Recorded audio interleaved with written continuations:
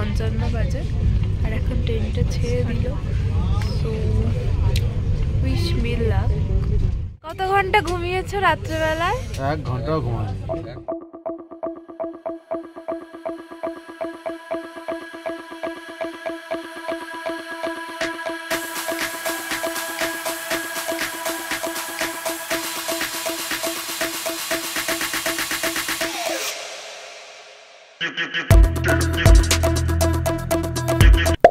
Hello everyone, আমি Ankita and a big welcome to my channel Her Cozy Corner।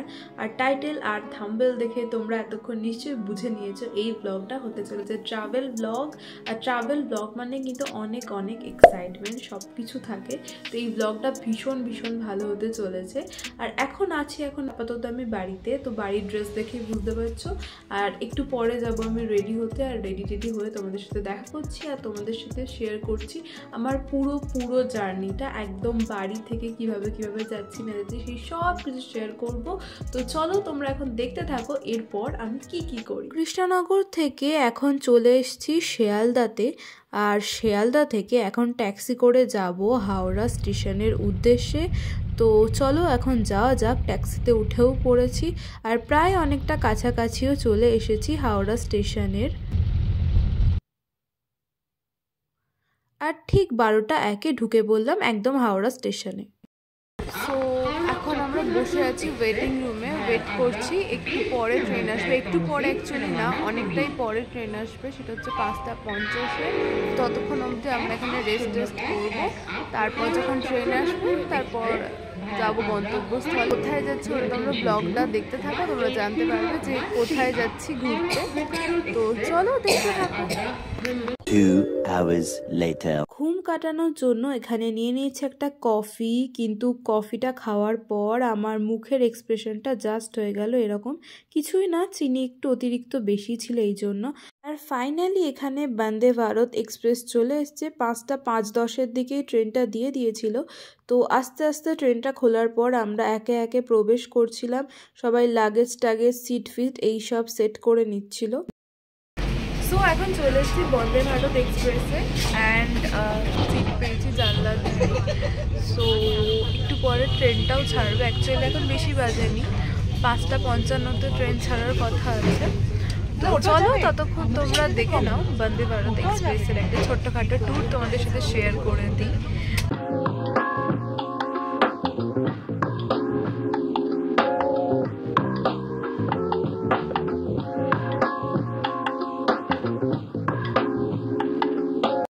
Train journey সব থেকে মজাই হচ্ছে এটা যে উইন্ডো সিটের সামনে বসে জাস্ট ভিউ এনজয় করা, খাওয়া দাওয়া করা এইসব। সো আমি তো ভীষণ এক্সাইটেড।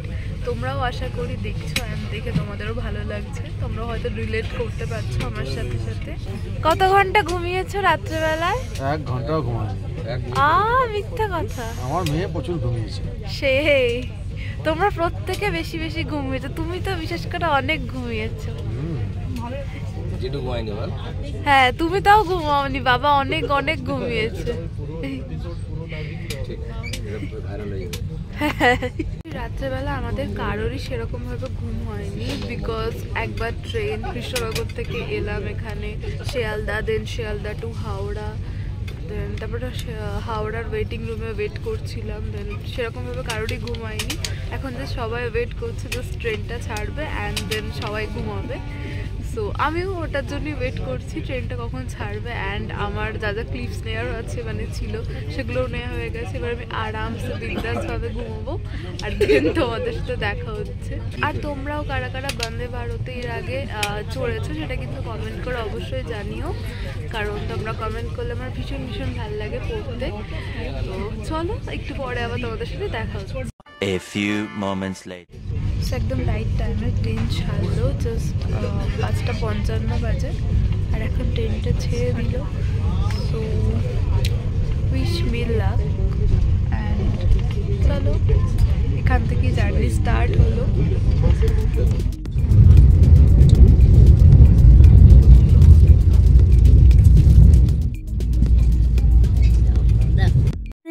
ওঠার সাথে সাথেই আমাদের একটা জল আর খবরের কাগজ দিয়ে দিল। তার একটু পরেই চলে এলো চা আর বিস্কিট। সো এখানে আমরা চাটা খেয়ে নিতে লাগলাম।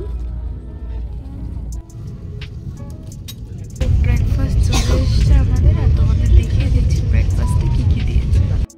তো এই হলো ফুল ব্রেকফাস্ট। এখানে আমি আমার ব্রেড কাস্টমাইজ করছি with egg and salted vegetables আর বাটার দিয়েও করছি। This is my favourite part. ফার্স্টে অনেক কিছুই ছিল, bread, butter, jam, omelette, salted vegetable, তার সাথে ছিল লটি চকোপাই, আর এর সাথে সাথে একটা জুসও দেওয়া ছিল। আমি এখন ব্রেকফাস্টটা এনজয় করছিলাম, আর তার সাথে সাথে দেখছিলাম ফারাক্কা ব্রিজের এই সুন্দর ভিউটা। মূলত দ্রুত গতিবেগী হলো বন্দে ভারত এক্সপ্রেসের অন্যতম আকর্ষণ, আর এই ট্রেন খুবই কম সময়ে যাত্রীবৃন্দদের নিজস্ব গন্তব্যস্থলে পৌঁছে দিতেও সক্ষম।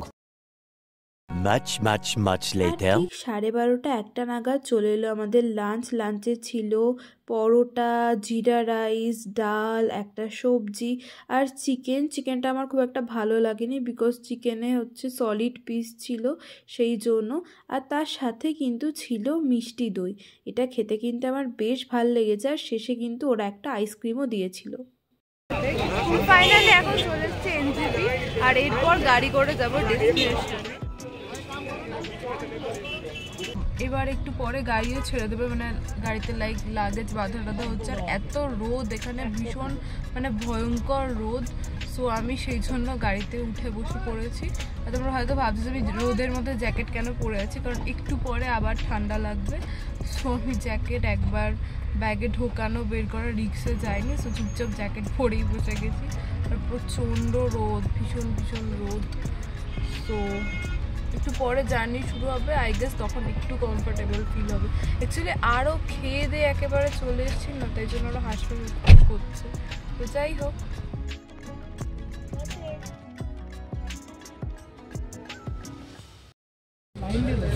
কি বলছো? চাটা খুব দারুণ হয়েছে। ও এখানে চিড়ে ভাজাও চলে এসছে। চিড়ে ভাজা না, চাল। ও এটা চাল ভাজা চলে এসছে এখানে। আমরা মাঝে একটু ব্রেক নিচ্ছি, সবাই চাটা খাচ্ছে, চা পাপড় ভাজা অলরেডি খাওয়া হয়ে গেছে সকলে। আর আমরা এখানে বসে একটু ব্রেক নিয়েছি, দেন তারপর আমাদের জার্নি আবার স্টার্ট। রিভিউ দিতে খুব ইন্টারেস্টেড, তো বলে ফেলো ফুড। হ্যাঁ, তরকাটা খা, দারুণ তরকাটা। তরকাটা ভালো, খুব সুন্দর। তখন তোমরা নিশ্চয়ই বুঝতে পেরে গেছো যে আমি কোথায় আসছি ঘুরতে। আমরা যাচ্ছি হচ্ছে ডুয়ার্সে। তো চলো এখন তাড়াতাড়ি গাড়িতে যাব, অ্যান্ড দেন তোমাদের সাথে দেখাচ্ছি আর কি করি না করি। Much later. সো এখন চলে এসেছি ডুয়ার্সের চিলেপাতায়, আর চিলেপাতারই একটা রিসর্টে এখন আমরা চেক ইন করছি আপাতত। The next morning.